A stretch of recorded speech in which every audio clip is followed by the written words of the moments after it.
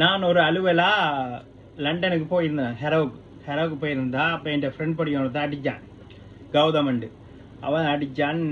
எங்கே நிற்கிறான்னு கேட்டான். நான் சொன்னேன், இப்படி ஹெரோவுக்கு அலுவலா வந்து நான்டாண்ட பக்கத்தில் ஆண்டா சவுத் ஹோல் பக்கம் தான் நிற்கிறேன் நான் பாண்டா. சரி என்று நான் போனேன். இல்லைடா என் ஒண்டவட்டான்னா அவனு நிற்கிறான்டா. நான் அவன் 7 எழுப்பான். நான் சும்மா நான் வரல, அவனுண்டா நான் வரலன்னு சொல்ல. சிசி வாடா அவன் இன்னும் எல்லாம் வேலை தரான்னு சொன்னான்.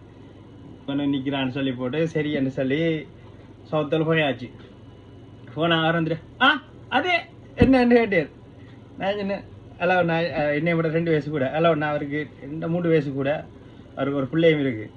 ஹலோ நாண்டர் என்னடாப்பா கண்டுனால என்ன வகை அப்படி காய்ச்சி கொண்டு வந்த மாதிரி என்ன. நான் இப்போ கல்யாணம் தங்கச்சியில கல்யாணம் இப்பேன்னு கேட்டேன். கல்யாணத்துக்கு சொல்லுவீங்களோன்னு கேட்க, சிச்சி தங்கச்சியில கல்யாணம் எல்லாம் குழம்பிட்டுறா, அதெல்லாம் குழப்பி விட்டுறேன்ட்டு. ஏன்னா என்ன நல்லா தான் அவர் விரும்பி இருந்தவள் தானே. ஒரு என் ஃப்ரெண்ட் படி இருந்தான் அவனு சொன்னேன். சிச்சி அவன் என்னென்னு பார்த்தீங்கன்னா பச்சை தண்ணியில் பலகாரம் வைக்கிறாள், அதால் நான் குழப்பி விட்டேன். அது உங்களை அவன் பச்சை தண்ணியில் பலகாரம் வைக்கிறான்டா. அவன் நல்ல படியிருந்தான். அவன் தங்கச்சி வச்சு பார்ப்பான் தானே. சிச்சி அவன் தங்கச்சி வச்சு பார்த்தா அப்போ நானா எங்களையெல்லாம் ஆறு வச்சு பார்க்குறேன்னு கேட்டான். அப்போ நான் சொன்னேன், நானா தங்கச்சி அவளோட வாழ்க்கையை அவள் பார்க்கத்தானா வேணும், உங்களை வச்சு பார்க்குறத என்னென்ன கதைன்னு கேட்க, அதான் என்ன அரசாங்க உதவி தான் எடுக்கிறீங்கன்னு சொன்னேன். சிச்சி நான் இப்போ தம்பி ரேஞ்ச் ரோவர் கார் எடுக்கணும், அதால் எந்த சம்பளமும் எந்த சம்பளம் காணாது, அரசாங்க உதவிகளும் காணாது. அப்போ அவளோட சம்பளம் அவள்லாம் 2500 ரூபாய்க்கிட்ட எடுக்கிறாள். அப்போ அவளோட சம்பளத்தை தான் நான் எடுக்கணும். அவளும் கல்யாணம் கட்டிட்டு போயிட்டான்டா. அவன் 2 வருஷம் உழைப்பு அடிபட்டுரும்.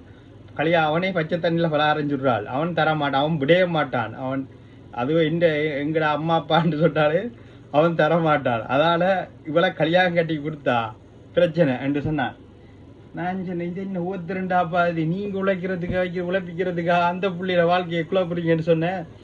உனக்கு தெரியாது தம்பி அதை பற்றி என்று சொன்னேன். நான் சொன்னேன், சன்னுக்கு அடிக்கணும் அவனாண்ட. அவன் ஜெர்மனில் இருக்கான். சரியா, அவன் ஜெர்மனில் இருக்கான். அவன் சன்னுக்கு அடிக்கணும்னு சொன்னேன். ஏன் நீ அப்போ அவனுக்கு அடிக்க போறான்னு கேட்டேன். இல்லைன்னா வந்த ஆர்பிஜி கூட்டு கவட்டுக்குள்ள அவளி கிளப்பி விட்டுருக்கான்னா அவன் தான் பெரிய ஆள், உங்களை குடும்பத்துட்டு தப்பியிருக்கான்ல, அவனோட கதைக்கணும்னு சொல்ல.